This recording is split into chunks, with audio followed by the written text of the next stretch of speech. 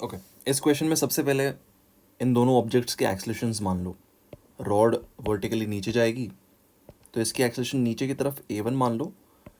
ये जो ब्लॉक है ये इस तरफ जाएगा with N acceleration a2 let's say.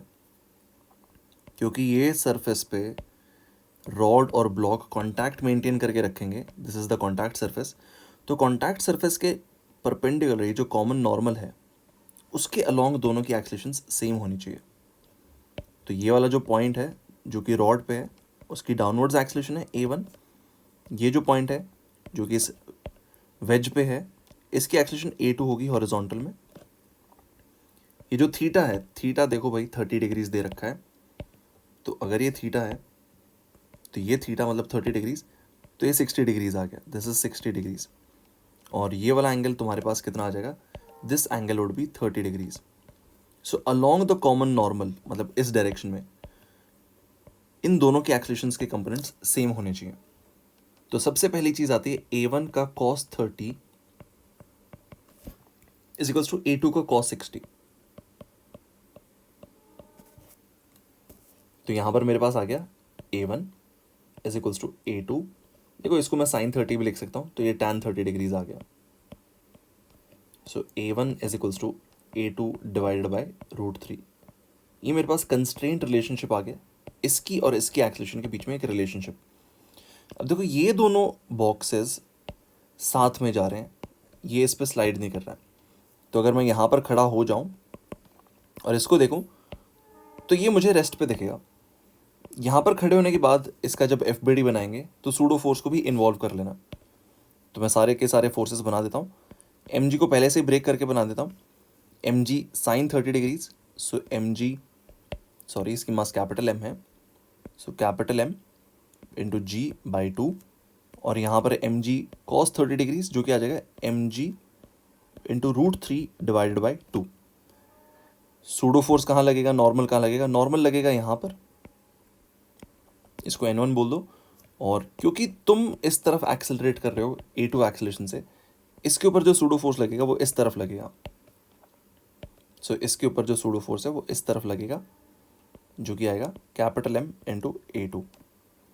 ये एंगल थीटा 30 डिग्रीज है तो ये एंगल भी थीटा 30 डिग्रीज है। अब देखो तुम्हारे हिसाब से ये ऑब्जेक्ट रेस्ट पे है तो इस तरफ इसका मोशन नहीं दिखेगा, विच मीन्स इस डायरेक्शन में इसके जो भी फोर्सेस हैं सारे बैलेंस्ड होंगे।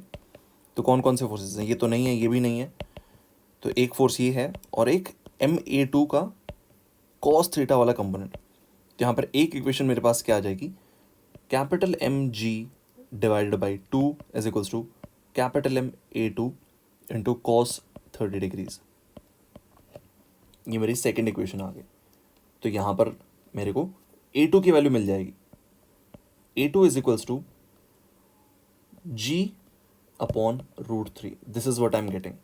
सो मुझे इन दोनों की कॉमन एक्सलेशन मिल गई है, G बाई √3 आ गई। तो अब एक काम करो, तुम इन दोनों की एक्सलेशन से यहाँ पर जो नॉर्मल है उस नॉर्मल को निकालने की कोशिश करो, बिकॉज वो नॉर्मल इन दोनों के बीच में कनेक्शन है, इस रॉड एंड इस वेज के बीच का।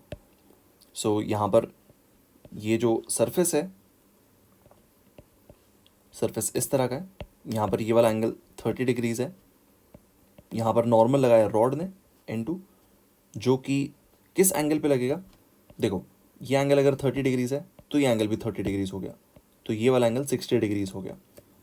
और यहाँ पर ब्लॉक रखा हुआ है, तो ये जो 2M मास है, 2 कैपिटल M, ये हॉरिजॉन्टल में किसकी वजह से चल रही है, N2 के cos 60 कंपोनेंट की वजह से। बाकी जो भी फोर्सेस इन पे लगेंगे वो वर्टिकली नीचे या फिर ऊपर लगेंगे, हॉरिजॉन्टल में सिर्फ इसका कंपोनेंट आएगा। सो N2 इंटू cos 60 डिग्रीज जो कि हाफ होता है is equals to 2M into इन दोनों की जो एक्सलेशन है common acceleration which is A2। तो यहाँ से मेरे पास N2 की वैल्यू आ जाएगी 4 capital M into G by √3। ये आ गई। अब एक काम करो, रॉड का एफ बना दो।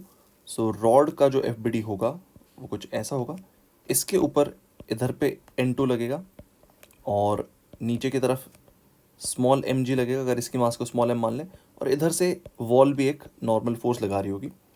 एंड ये अगर हॉरिजॉन्टल से 60 डिग्रीज ऊपर लगा है तो ये भी हॉरिजॉन्टल से 60 डिग्रीज ऊपर लगेगा।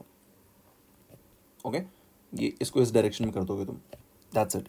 तो इस पे जो वर्टिकल फोर्सेज हैं वो बना लो कि भाई M G downwards minus N2 into sine 60 degrees, और देखो N2 की वैल्यू क्योंकि हमारे पास ऑलरेडी है, मैं सीधा वो वैल्यू सब्सटीट्यूट कर देता हूँ. So minus 4 capital M G by √3 into sine 60 जो कि √3/2 होता है, that is equals to the mass into downwards acceleration, small m into downwards acceleration. और इसकी जो डाउनवर्ड्स एक्सेलरेशन है A1 वो भी हम पहले से निकाल लेते हैं. A1 is equals to A2/√3. तो A2 हमारे पास ऑलरेडी है, इसको √3 से डिवाइड कर दो, G/3 आ गया, तो mg/3 लिख दो यहाँ पर. तो यहाँ से फाइनली मेरे पास स्मॉल m की वैल्यू कैपिटल M की टर्म्स में आ जाएगी बहुत easily.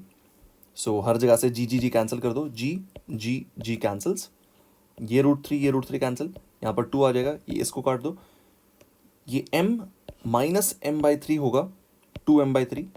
So 2 small m/3 is equals to 2 capital M. इसको काट दो, इसको काट दो. सो स्मॉल m की वैल्यू मेरे पास 3 टाइम्स कैपिटल M आ रही है कि भाई ये जो रॉड है इसकी मास इस वेज की मास से 3 गुना ज़्यादा है. That's the answer.